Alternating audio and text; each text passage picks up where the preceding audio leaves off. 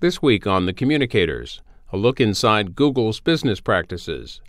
This past week, a Senate subcommittee held a hearing on the topic, including whether the Google search engine is biased in the way it displays search results. Our guests are Scott Cleland, publisher of GoogleMonitor.com, and David Balto, an antitrust attorney. Well, this week, the Senate Antitrust Subcommittee of the Judiciary Committee held a hearing on Google business practices. That's our topic this week on the Communicators. We have two guests for you this week. Coming up, the former FTC Commissioner for the Competition Bureau will be out here to talk about Google's business practices in this week's hearing. But first, we want to introduce you to Scott Cleland. Mr. Cleland is the publisher or the president of Precursor. He's also the publisher of a publication called GoogleMonitor.com and author of the book Search and Destroy: Why You Can't Trust Google Inc. Mr. Cleland, is Google worthy of being investigated by the FTC and the Senate Antitrust Subcommittee? Yes, it is. It has more violations of antitrust law than any company in the last 4 years. I've had 4 official ones, and they're being investigated on 3 different continents. And just in August, they pleaded guilty in a criminal non-prosecution agreement of promoting illegal pharmacy sales. So, and they have a lot of other issues that have put them under the spotlight. So it's deserved. Do you think that they are a victim of their own success because of their size? No, they're a victim of some very radical views, and that is that they don't believe the law applies to them. They don't respect other people's property rights. They don't respect privacy. They believe in radical transparency. And they basically believe that the rules don't apply to them. And so most all of Google's problems are self-inflicted because they don't play by the rules of the game. And they don't obey the law. What do you mean by radical transparency? Well, as you know, Julian Assange is for radical transparency, and that's WikiLeaks. And what was interesting is that once he came out, responsible publications didn't release any of the confidential information, and Amazon no longer hosted them, and PayPal no longer took money for them. So people stepped back. Well, Google doubled down, and they backed Julian Assange completely. They actually indexed all of his stolen documents and made them available to everybody on the web, to Al-Qaeda, to any bad actor that could find them. And they said they made that decision at the highest levels. Gautam Nagesh is a tech reporter for The Hill newspaper. He writes the HillCon.com column. Please go ahead. Thank you. Now, I'm going to have to ask you to expand a little bit when you talk about radical transparency and indexing. Now, you say that Google is guilty of more antitrust violations. Can you be a little bit more specific in terms of what you think that they're guilty of? Sure. In 2008, there was a Sherman Antitrust 2 case threatened against them in order to drop the Google-Yahoo agreement. Basically, the DOJ felt that they broke up the Microsoft merger, and then they created a collusive arrangement with Yahoo that they wanted to get approved that would have given them over 90% of the search advertising and search syndicated advertising business. Just last year, they were found to be colluding with 5 other companies on restricting the competition for highly skilled workers. The Department of Justice also opposed them on the Google book settlement. Google illegally has copied 15 million books and still counting. The DOJ and federal judge objected to that. And also the FTC forced Google CEO Schmidt off of the Apple board as an anti-competitive arrangement. Now, turning specifically to the issue of yesterday's hearing, which is Google's search rankings. Competitors have complained that Google is integrating some of its outside services into its search results, thereby giving them an advantage over firms that appear lower in the rankings. In your view, is this an antitrust violation, and why? It is under Section 5 of the FTC, which says that deceptive and unfair practices are illegal. It probably could be also a Sherman violation. But Google's problem, from my standpoint, advertising is a perfectly legitimate business, but you need to represent who your customer is. And that is, Google gets about $30 billion a year from advertisers. However, they always represent, and they represented under oath yesterday, that they always focus on the user. And so they have led users to believe that they can trust them. They've led websites to believe that they can trust them by representing publicly that they are, don't have any ulterior motive but to serve the user. Well, they have $30 billion worth of ulterior motive to take care of advertisers. And so what they have done is they've created a misrepresentation, a deceptive situation. And it's basically, everybody knows the term bait and switch. They basically created a dominant search engine by telling everybody that it was unbiased and you could trust it. And then they came along and they created 500 products and services, and then they started ranking themselves first, and that was clearly a bias, and they still maintain that it's unbiased. So their main problem is they're being highly, highly deceptive, and that's illegal. Now, stepping back, you say that they're being deceptive when they market themselves. We know that their unofficial slogan is "Don't be evil." My question is, how is that different from, say, an insurance company representing itself as acting in the interests of its customers, when in actuality we all know that insurance companies, like every other business, are concerned with their bottom line? So that seems to be a marketing technique to me, and I don't understand why that would be differently applied in this case. Well, I think we'll see from what the FTC has already done with Google. In March 30th, they found they had a settlement with Google. And it was actually a harsh settlement, probably the harshest ever, because Google was found with deceptive privacy practices, essentially saying that the private information to consumers they represented wouldn't be used in any other way than they said. And then they came along and they combined Gmail's contact list with their Google Buzz. So they basically violated it, and they had to admit that to the FTC. And they have 20 years of audits and oversight because of that. Now that is exactly the problem we have here. And so I think it's going to be quite clear.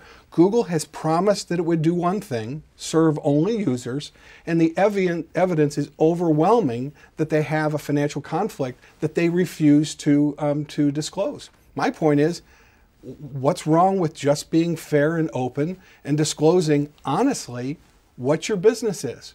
And if you're putting your own information top in a ranking, say that it's because it's the best, not because you're unbiased. Because clearly everybody knows that they're biased. Now, Mr. Clegan, I want to get your response to this. Senator Cole, the chairman of the subcommittee, asked Eric Schmidt, Google's executive chair, yesterday this week, about whether or not Google exhibits bias in its rankings. Here's Mr. Schmidt's answer. With respect to the question of ranking algorithms and bias, it's ultimately a judgment, what comes first or second. And in our case, because we have so many things to rank, it would not be possible for me to explain to your satisfaction or to my own why one link about this testimony and then my testimony was one higher or lower. It's a complex formula involving influence and who points to whom and the way in which it's expressed and so forth, using a proprietary algorithm that Google has developed, which we're very, very proud of. It's the best that we can do, and I want to say right up front that we do occasionally make mistakes. Scott Cleland. That was a very complicated answer when it could have been simple. They have admitted that they put certain things like Google Finance and Google Maps #1. And so they've decided that, and they've actually, some of their executives have said, it's only fair, we created it. But the problem is that 34% of the business goes to the first link. And so they've already said that in some instances, they have chosen to put Google-owned content first because they think it's fair because they spent money on it, not because it's the best. And so their problem here, from my standpoint, I think is that they have been very, very deceptive under the law, and they're going to have trouble there. Now, they also have Sherman Antitrust problems because I think they have done a lot more than just be deceptive. But the reason I mention and focus on deceptive is their defense is, we would never do anything that would harm consumers. Well, by law, if you deceive consumers, it is harming them. And the reason we have that is we all know during the housing bubble there were conflicts of interest where people weren't telling people certain things. During the tech bubble, Wall Street wasn't disclosing their conflicts of interest. Enron, they didn't disclose conflicts of interest. So it's very important. If you take away honest disclosure and fair representation, you take away the first line of defense for a consumer, which is, They can say, hey, should my trust meter be low or high? Can I trust these people? That's why we have an FTC, that when people are deceptive, they ultimately get busted, and I believe Google will be busted on that. Well, before we came down here to the studio, I went on Google and I just typed in book online travel. And the first site that popped up was Expedia, and that's a Microsoft-backed company, is it not? So does that counter what you've just told us about Google putting its own companies up at the top? Well, I think in that random case, you might say so, but you need to look at it over time and not look at it maybe from DC, because there have been some past cases where they generated different results in different cities during different court cases. And so, you know, where I think they will be in most trouble is when there is an obvious case where they have decided to place their content ahead of others, and then they're going to have to justify, well, why did they do that? And they continue to maintain, we didn't do it for the profit motive. We did it because we believe that that's best for the users. Now, most people, when they hear that, knows that doesn't pass the laugh test, because most people know that businesses do have a profit motive, and there's nothing wrong with a profit motive. The whole point I'm making here is, in business, parts of the rules of the game, and I'm a free marketeer, as Milton Friedman said, in a free market, you just have to follow the rules of the game, and that includes not being deceptive or fraudulent. And Google's problem here is they've been highly deceptive to consumers, to websites, and to advertisers. Scott Cleland is the author of Search and Destroy: Why You Can't Trust Google Inc. He's also a blogger for Forbes. Tech Capitalist is the blog.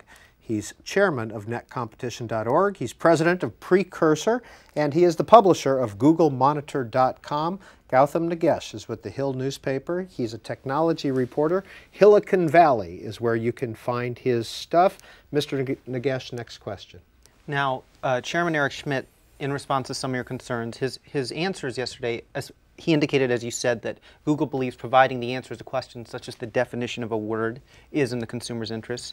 He was also quick to point out that consumers are free to use one of the alternative search services, which in many cases offer similar augmented search features as you're describing. It sounds like you're arguing that search is a distinct market that's special and needs to be regulated. Can you explain exactly what you would like to see take place? Well, I certainly don't believe it should be regulated, and I certainly don't advocate that. Search is a separate market because Google argued it was. If you followed them, which I did, and how they represented themselves in their IPO, how they talked about themselves under SEC regulations to investors, they said search advertising's different.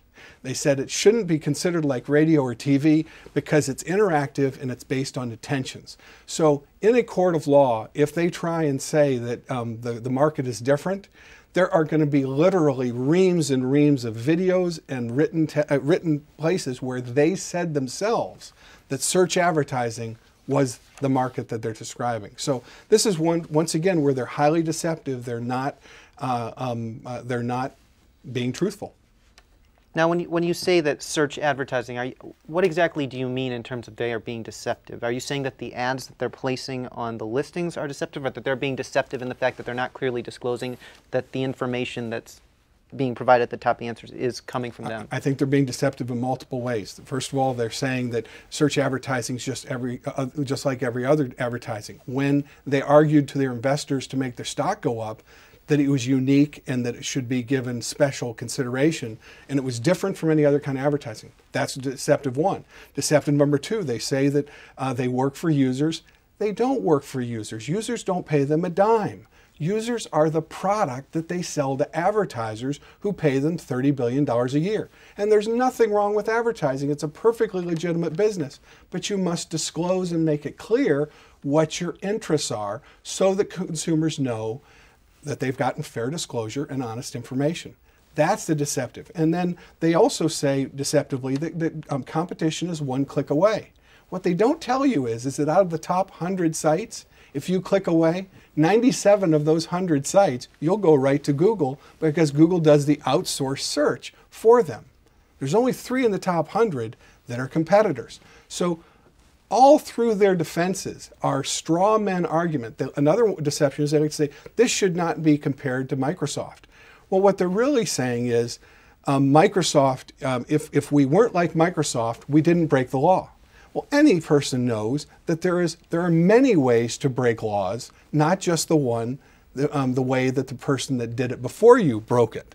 And so when you deconstruct their arguments, it's almost always a straw man argument where they say something that everybody they know is untrue, and then they defend it. Well, finally, Mr. Cleland, just to follow up on Gautam's question, what specifically would you like to see the FTC do, and would you like to see the DOJ get involved?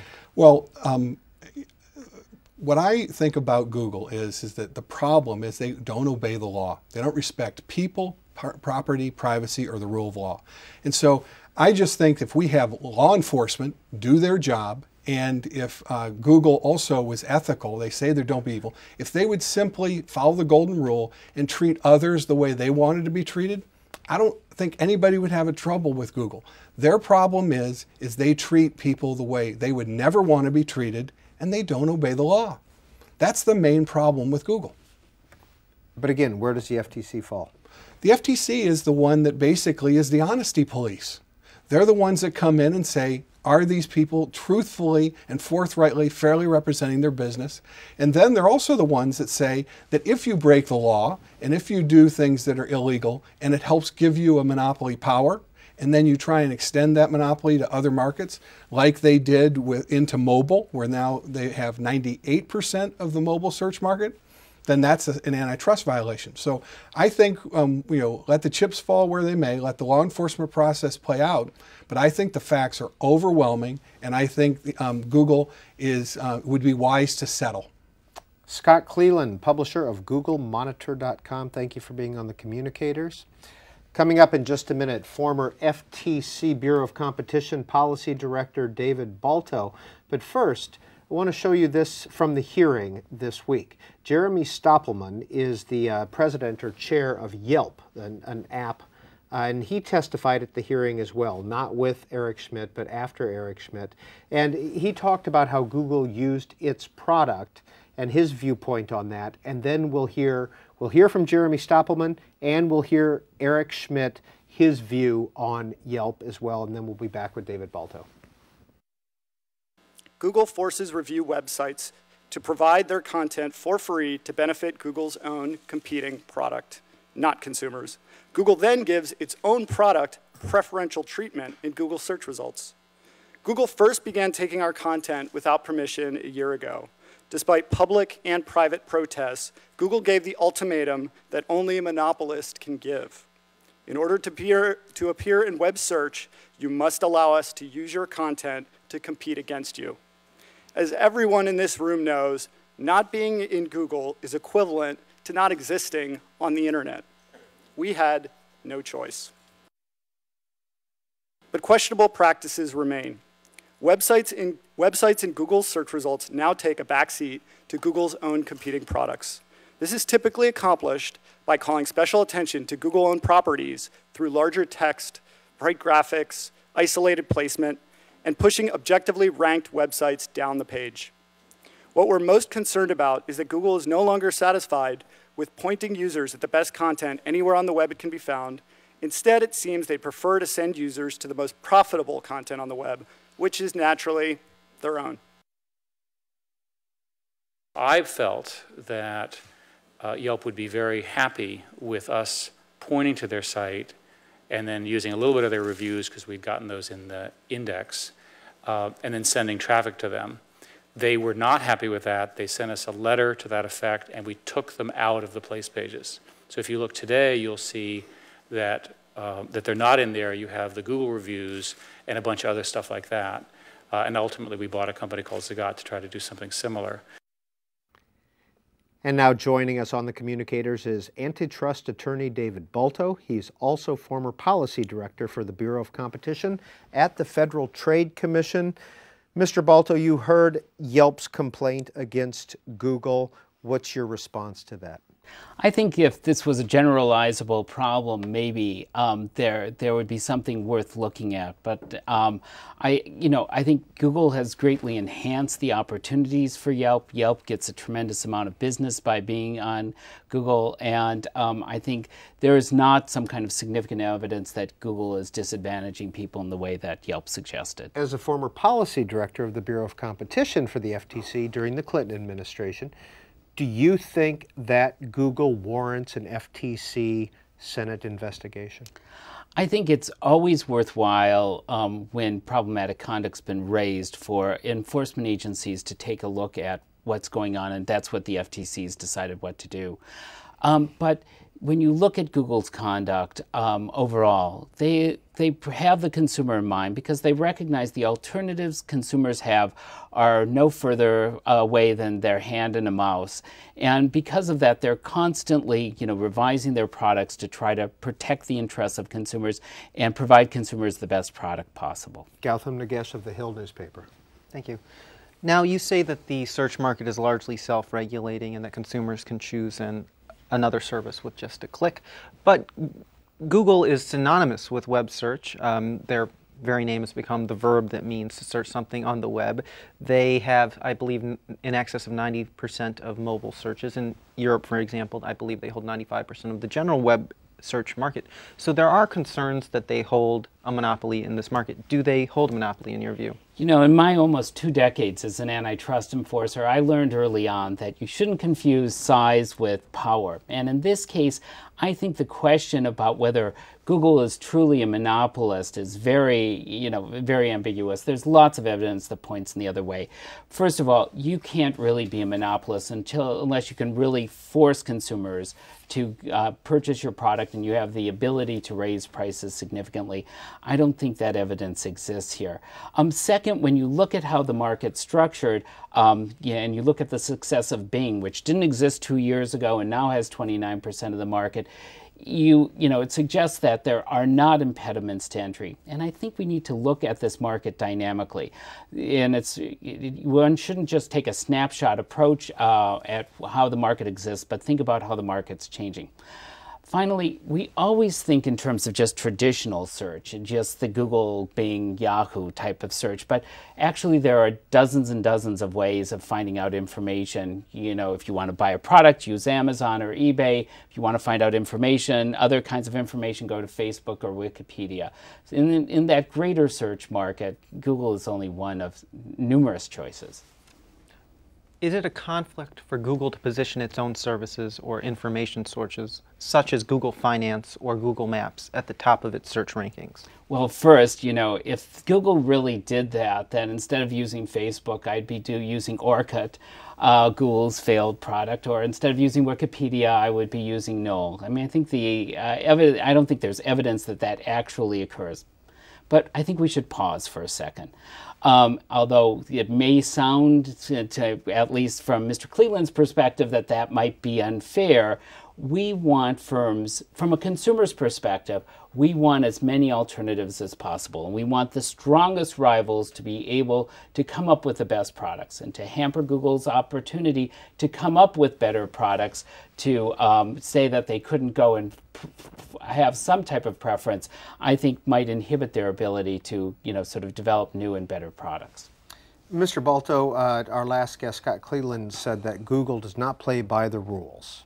Do you agree with that? I couldn't disagree more. I think, just dealing with Scott's point about deception, look, there are clear standards on deception. The FTC is an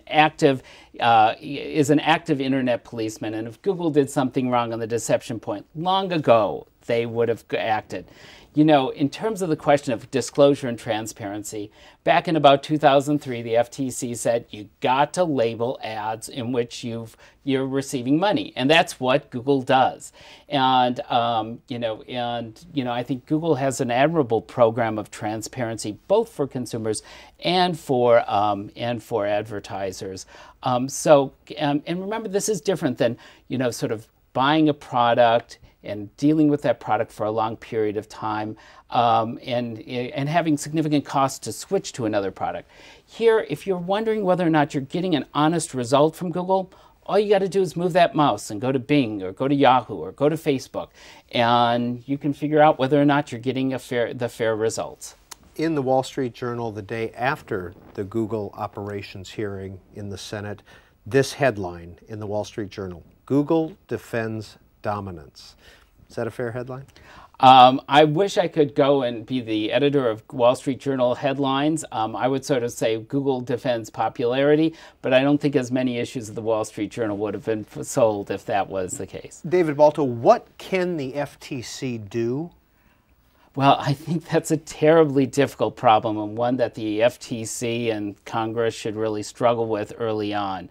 It was interesting from the hearing, Peter, that you didn't hear anybody say, we need an FTC enforcement action. And Senator Blumenthal made it clear. He said, enforcement actions are cumbersome, untimely. It's very difficult to reach the right result through an antitrust case. And it was clear when you listened to Senator Lee or any of the other senators that none of them wanted regulation. All of them said, no, regulation is not the right way to go. Even Mr. Cleland said it's not the right way to go. I think, if there's a need for something, what basically the people, the witnesses said is that Google should police itself. And I think Google's doing an admirable job of policing itself. But if there's something more, because of consumer demand, because of Google's recognition that the consumer is king, I think Google will find the way to going and correcting their system so consumers are best served.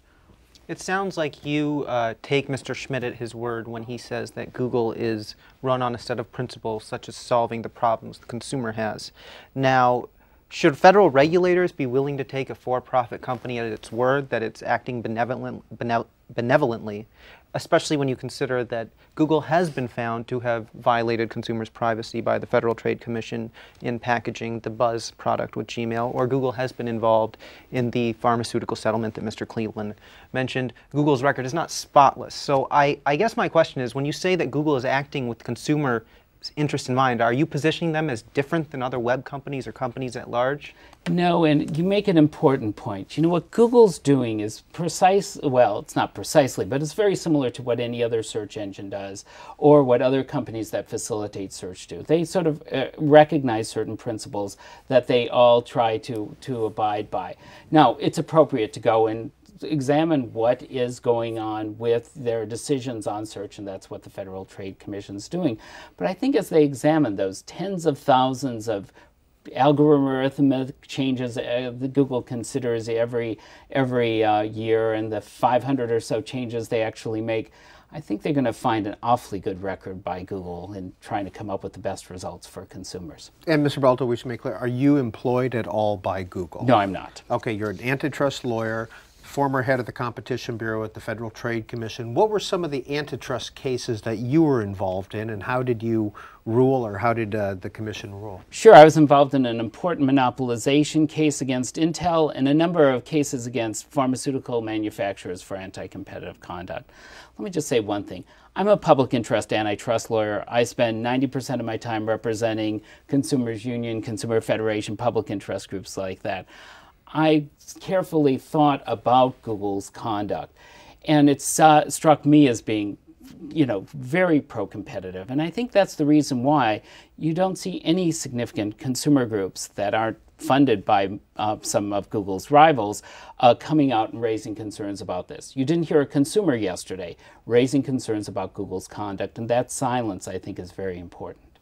Gautam Nagesh. Now, Google has also expanded into many new areas, and then that's raised a lot of the complaints that we're talking about. Specifically with the case of Yelp, their CEO was referring to copyright violations in their view, or intellectual property violations, and we've also seen concerns brought with regards to Google Books. Would it be fair to say that Google pushes the boundaries of existing laws in terms of what they view is private or what should be in the public domain? Because that seems to be one of the concerns, is that we're in uncharted waters. Companies like Google and Facebook have what they believe the conceptions of what these issues will look like in the future. So do you think Google is forward-looking in the way that they treat these areas? I think when you take the example of like the Google Book project, in which Google has scanned in millions and millions of books. So if I'm a young girl living on an Indian reservation or a young boy living in inner city Los Angeles, I now, through the Google Books project, can have access to a library as significant as a library at Oxford. I think they deserve tremendous credit for being extremely forward-looking and thinking about how we can go and overcome the information divide. And in that respect, I think their conduct is very laudatory. And what about services like Yelp that complain that when Google uses their content, or if Google introduces a service that mimics what they already provide and places it on the search page, that essentially eliminates their business? Is that just a consequence of doing business on the web? You know, I have to answer the question from a consumer's perspective. And from a consumer's perspective, you know, having greater rivalry, having Google go and create a product similar to Yelp's, coming up with their own local search products, that's competition, and competition always benefits consumers. Now, the concern usually with monopolies is that when they expand into new areas, they're able to use the area where they're dominant to boost those services. So, in your view, that's not a concern here. Google's search market is not the reason why products like Google Maps are more popular than MapQuest nowadays, for example. I think that's correct, and that's why I've never used Orkut, which is the equivalent of Facebook. David Balto, you were around 10 or so years ago when Microsoft was in the hot seat, yes, in the antitrust hot seat. Is there a comparison to see between these two sets of hearings? Yeah, there's no greater comparison between that and myself and Matt Damon. Look, Microsoft, first of all, Microsoft charged consumers excessive amounts of money. I don't know about the two of you, but I've never gotten a bill from Google. Second, Microsoft locked consumers in. If you wanted to go and switch from their operating system, you had to go buy another operating system, try to install it, and Microsoft created incompatibility, so it was difficult to install. You know, Microsoft put chains around computer manufacturers to make it difficult for them to go and offer other kinds of operating systems. You know, to paraphrase Lloyd Benson, you know, I know monopolists, I've sued monopolists, but Google is no monopolist. But wasn't that Microsoft's right as an entrepreneurial company to develop their own systems? They simply went too far. The development was, of course, perfectly fine, but in denying consumers choices, denying them from being able to switch to something else, that's how they went to follow the law. And please note that Google isn't doing anything that denies consumers the ability to switch from one search engine to another. Next question, Gautam Nagesh. Now, you've talked a lot about the fact that Google is not charging customers, but their revenue model is different than a software company like Microsoft in the sense that they make their money from advertising. We see in other areas where, most notably in the media, where firms make money on advertising, there are competition laws restricting the relationships between paid advertisements and disclosure of editorial versus opinion content or sponsored content.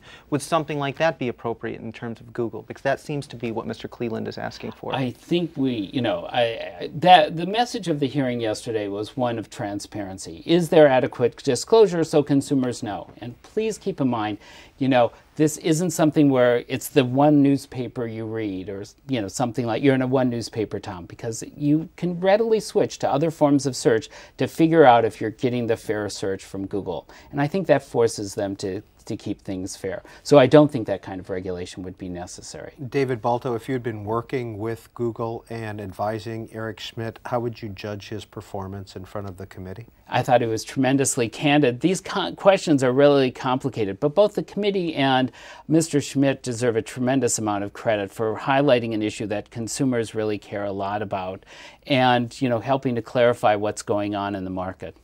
David Balto, former policy director of the Bureau of Competition for the Federal Trade Commission during the Clinton administration and a longtime antitrust attorney. Thank you for being on the Communicators. Gautam Nagesh has been our guest reporter. He is a technology reporter for the Hill newspaper. TheHill.com is the website. Silicon Valley is where you can find Gautham's materials. Thank you, gentlemen. Thanks. Thanks.